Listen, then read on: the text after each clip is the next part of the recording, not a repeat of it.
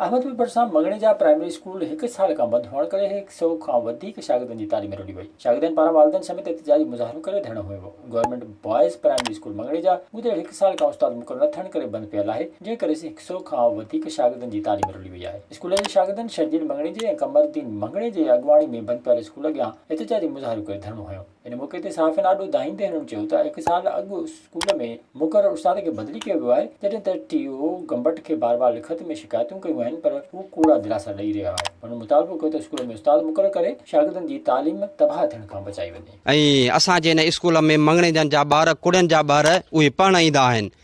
मार्च जे महीने में इम्तिहान थियणा आहिनि।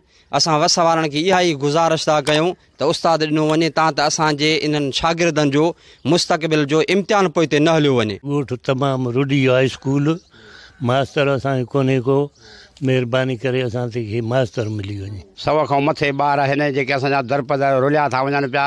महिरबानी असां वसारनि खे चवंदा त असांखे मास्तर मिलियो वञे। विज़िट कयो अवामी आवाज़ मीडिया ग्रुप जी वेबसाइट awamiawaz.pk